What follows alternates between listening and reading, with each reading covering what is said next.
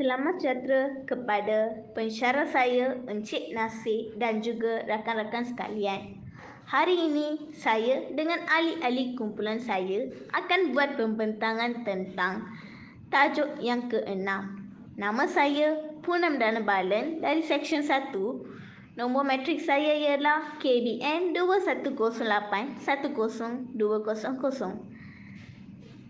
Ahli yang kedua adalah Aina Syairah binti Satwa dari Seksyen 1 dan juga nombor matrik adalah KBN 2108100067. Ahli yang ketiga adalah Fatin Nur Aliana Syairah binti Azman dari Seksyen 1 dan nombor matrik adalah KBN 2108100143. Ahli yang keempat adalah Danusha anak perempuan Vigneswaran dari Seksyen 1 dan juga nombor matrik adalah KBN 2108100185. Yang lainnya Nik Amani Shazlin binti Nik Anwar dari Seksyen 1 dan juga nombor matrik adalah KBN 2108100046. Keupayaan membaca merupakan suatu kemahiran yang amat bernilai dan juga proses yang dinamik, iaitu memerlukan komunikasi yang aktif dan bermakna antara pembaca dengan penulis. Membaca juga dikatakan sebagai keupayaan seseorang mengecam bentuk visual dan menghubungkan antara bentuk dengan bunyi dan juga melalui pengalaman serta berupaya mentafsirkan maksudnya. Pemahaman bacaan bergantung pada gabungan dari segi pengetahuan, bahasa, gaya kognitif dan juga pengalaman membaca. Kemahiran menulis merupakan suatu budaya intelek yang saling melengkapi antara kemahiran membaca dan menulis. Keupayaan menulis merupakan proses penyaluran maklumat yang bersifat mekanikal dan disalurkan secara bersistem, iaitu mengambil kira matlamat, penggunaan bahasa, audiens dan juga gaya penulisan. Sehubungan itu, keupayaan membaca dan menulis merupakan suatu kemahiran yang menjadi punca atau asas dalam proses pengajaran dan pembelajaran yang berkesan dalam pelbagai disiplin ilmu di sekolah. Pencapaian dan kebolehan yang tinggi dalam kemahiran membaca dan menulis pasti dapat meningkatkan penguasaan pembelajaran murid dalam bahasa Melayu dan mata pelajaran tertentu. Dalam usaha mempertingkat kemahiran bahasa murid-murid ini, guru mempunyai peranan yang besar. Kemahiran berbahasa merupakan kemahiran asas yang amat penting dan perlu ditekankan dalam proses pengajaran dan pembelajaran di dalam bilik darjah. Guru sebagai pelaksana kurikulum perlu mengambil berat tentang objektif kurikulum yang digubal bagi membolehkan hasrat kerajaan tercapai. Kementerian Pelajaran Malaysia telah melancarkan projek untuk meninjau keperluan pelajaran pemulihan, iaitu program kelas intervensi awalan membaca dan menulis, mengesahkan bahawa keperluan pengajaran pemulihan amat diperlukan. Bahagian sekolah-sekolah KPM telah merangka program pengajaran pemulihan di sekolah rendah bagi memenuhi keperluan murid-murid lembam ini. Namun sekarang program ini diberi perubahan tetapi matlamat yang sama, iaitu program literasi dan numerasi yang telah dicadangkan oleh YAB. Timbalan Perdana Menteri merangkap Menteri Pelajaran pada 15 Januari 2010. Program ini memberi penekanan kepada literasi bahasa Melayu, iaitu lisan, bacaan dan tulisan serta tambah dengan kemahiran asas kiraan serta memahami idea matematik yang mudah. Itu saja daripada saya. Sekian, terima kasih. Tahap kecerdasan dan psikologi yang rencam dalam kalangan murid adalah akibat pelbagai faktor genetik, kecacatan fizikal murid, persekitaran dan sebagainya yang berkecenderungan menimbulkan permasalahan untuk mempelajari dan mengingati sesuatu yang diajar oleh guru. Selain itu, tahap kesihatan serta gangguan emosi sering menjadi punca masalah pembelajaran. Murid yang mewarisi tahap kecerdasan yang rendah sering memperlihatkan gangguan emosi seperti bimbang, takut, marah dan pelbagai-bagai perasaan lagi yang pastinya menjejaskan tumpuan dan perhatian terhadap pembelajaran. Selain gangguan emosi, terdapat juga masalah biologi seperti masalah kesihatan fizikal dan fungsi neurologi murid. Akibatnya, kesihatan murid terjejas seperti penyakit keturunan, asma, sinusitis, sawan, kesulitan alat artikulasi dan sebagainya. Sering menjejaskan minat dan tumpuan murid terhadap pembelajaran. Oleh itu, kepintaran atau kebijaksanaan berpunca daripada kecekapan sel-sel neuron dalam otak manusia bukan sahaja mewujudkan pengetahuan tetapi memberi pengalaman yang bermakna. Murid-murid sekolah rendah merupakan asas negara pada masa hadapan bagi meneruskan kesinambungan bangsa dalam memajukan negara menjelang wawasan 2020. Walau bagaimanapun, wujudnya jurang pemisah dalam membangunkan generasi muda dalam keseimbangan potensi individu. Penekanan dalam konsep kepelbagaian kecerdasan serta perbezaan individu murid menjadikan pendidikan pemulihan sebagai pilihan dalam membantu mereka agar berjaya mencapai matlamat kehidupan dan kejayaan sistem pendidikan di negara ini. Sehubungan itu, pemulihan merupakan satu pendekatan yang berbeza daripada kelas biasa dalam sistem persekolahan kebangsaan. Pendidikan pemulihan berfokuskan objektif memulihkan sesuatu kekurangan atau sesuatu kecacatan dalam membentuk kemahiran pembelajaran murid. Permasalahan murid-murid lembam amat merisaukan bukan sahaja ibu bapa tetapi juga masyarakat dan kerajaan. Masalah pencapaian yang rendah atau masalah pembelajaran murid kebiasaannya dipengaruhi oleh faktor psikologi, biologi dan persekitaran. Pengaruh faktor-faktor tertentu mewujudkan masalah dalam menguasai kemahiran membaca dan menulis murid. Kelemahan penguasaan kemahiran membaca dan menulis menjadikan murid berasa rendah dan masalah disiplin dari merosot. Murid-murid ini beranggapan bahawa pelakuan yang melanggar norma amalan di sekolah bertujuan menarik perhatian guru dan rakan-rakan. Sifat rendah diri akibat kegagalan yang berterusan membawa kepada konsep kendiri yang rendah, tingkah laku agresif, negatif, kebudak-budakan serta bermuram adalah petunjuk-petunjuk masalah emosi yang serius. Ini akan menjejaskan keupayaan mereka untuk menguasai kemahiran bahasa yang lebih berkesan.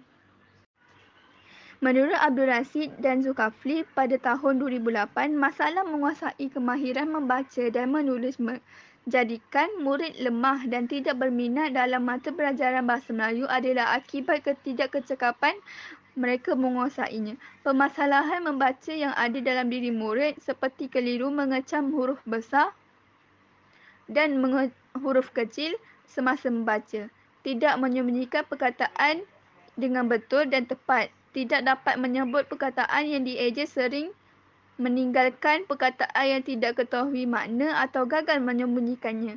Ini menimbulkan pola bacaan yang merangkak-rangkak dan pastinya menjadikan murid tidak memahami maklumat dan makna bahan bacaan tersebut. Selain itu, murid ini juga lemah dan tidak berminat mencari maklumat yang terdapat dalam gambar rajah atau bahan rangsangan yang diberikan oleh guru. Menurut Yahya, pada tahun 2004, membaca merupakan proses interaksi antara teks dan imajinasi pembaca.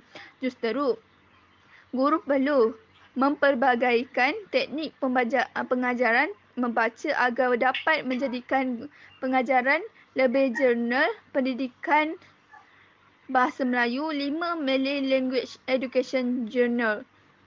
Bervariasi, menarik serta dapat menimbulkan minat untuk belajar dengan bersungguh-sungguh. Permasalahan persekitaran merupakan suatu fenomena luaran yang berlaku akibat sistem persekolahan dan pembentukan bahasa murid. Sistem persekolahan yang sering mengamalkan kurikulum yang kompleks dan tidak perhatian terhadap keperluan murid yang berbeza-beza keupayaan. Guru lebih terikat dengan waktu untuk menghabiskan sukata pelajaran daripada menumpukan pembelajaran merupakan ketidakkecakapan pengurusan pengajaran sekolah. Aspek kemampuan murid yang berbeza diabaikan. Maka jurang perbezaan murid semakin ketara antara mereka. Tambahan lagi, sebilangan murid yang tercincin daripada arus perdana pembelajaran di sekolah adalah akibat faktor pembentukan dan penggunaan amalan bahasa yang tidak baku, kekurangan pengalaman dan pergaulan yang tidak sihat menjadikan murid lebih terdedah kepada pertuturan dan amalan penggunaan bahasa daerah. Bahasa pasar juga sebagai penyumbang kepada permasalahan pembelajaran bahasa Melayu. Apabila seseorang tidak menguasai kemahiran membaca, menyebabkan mereka tidak menguasai kemahiran asal, iaitu kemahiran lisan. Antara kelemahan murid dalam kemahiran lisan adalah seperti salah membunyikan huruf yang seakan-akan sama bentuknya, membunyikan huruf tertentu, keliru membunyikan nama huruf yang seakan-akan sama. Hal ini pasti menjadikan murid salah faham menyebut susunan rangkai kata, ayat, intonasi dengan gaya yang betul. Ketidakupayaan murid menguasai kedua-dua kemahiran ini pasti memberikan masalah kepada mereka untuk melahirkan ekspresi melalui tulisan, antaranya masalah ketidakkecakapan koordinasi mata dan tangan semasa menulis. Ketidakupayaan ini dikesan semasa murid memegang pensel dengan cara yang tidak betul. Akibatnya, murid tidak dapat menulis garis perkataan dengan tepat serta mencampur aduk huruf besar dengan huruf kecil dalam satu ayat. Manakala kelemahan dalam menghasilkan makna dalam penulisan karangan pula, iaitu murid lemah menyusun ayat dan buah fikiran mengikut wajaran fikiran mereka serta meninggalkan perkataan tertentu semasa menulis. Ketidakkecakapan murid menguasai kemahiran membaca dan menulis menjadikan murid tidak berminat untuk belajar dan tidak memberikan tumpuan sepenuhnya. Selain itu, faktor luar kawalan juga penyebab kepada masalah penguasaan kemahiran ini, antara masalah kecacatan, penyakit dan genetik. Hal ini ditambah dengan faktor persekitaran seperti kemiskinan dan kurang perhatian daripada ibu bapa juga merupakan penyumbang kepada masalah menguasai kemahiran membaca dan menulis. Walau bagaimanapun, masalah ini bukanlah penghalang kepada guru dan sekolah serta dijadikan alasan untuk tidak membantu murid yang bermasalah dalam pembelajaran. Pelbagai usaha serta bantuan daripada kerajaan dan KPM seharusnya menjadi pemangkin serta dorongan bagi guru dan sekolah agar terus berusaha membantu murid bermasalah dalam pembelajaran. Hal ini dapat diperoleh melalui matlamat misi nasional dalam tempoh 2006 hingga 2010, iaitu Pelan Induk Pembangunan Pendidikan PIPP, tertumpu kepada projek membangunkan prasarana sekolah di luar bandar, meningkatkan kadar kehadiran murid di sekolah dan mengurangkan kadar keciciran, meningkatkan bilangan guru terlatih di sekolah luar bandar serta mempertingkatkan sistem pengagihan bantuan kepada murid miskin dan murid berkemampuan khas. Beberapa strategi yang difikirkan perlu bagi meningkatkan prestasi pengajaran dan potensi pembelajaran murid untuk meningkatkan kemahiran membaca dan menulis murid sekolah rendah di luar bandar. Antaranya iaitu pengajaran asas kemahiran membaca dan menulis seharusnya diberikan penekanan yang serius agar murid dapat menguasainya. Pengajaran bahasa Melayu seharusnya disampaikan dalam pendekatan yang lebih menarik dengan kepelbagaian bahan bantu mengajar serta kaedah pengajaran yang menarik dan mampu memperkembang lagi keupayaan kemahiran membaca dan menulis murid. Pelbagai kaedah dapat membantu murid tidak cepat bosan dan penat semasa proses pembelajaran berlaku di dalam bilik darjah. Selain itu, penggunaan bahan bantu mengajar yang menarik bersesuaian dengan tahap kebolehan perkembang intelek murid semasa merencanakan isi pembelajaran dapat merangsangkan minat murid dan bermotivasi untuk terus belajar.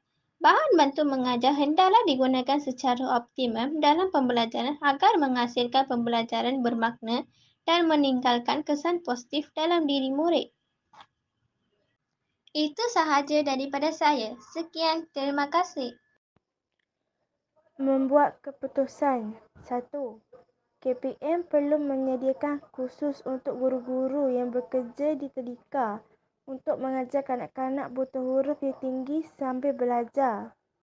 Yang kedua, guru-guru perlulah menyediakan aktiviti menarik pada setiap hari supaya mereka tidak bosan dan juga dapat memfokuskan diri dalam kelas tersebut.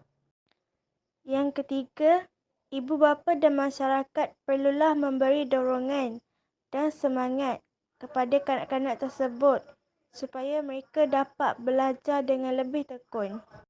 Kelemahan murid menguasai kemahiran membaca dan menulis menjejaskan potensi serta motivasi dalam menguasai pelbagai kemahiran lain dalam mata pelajaran bahasa Melayu.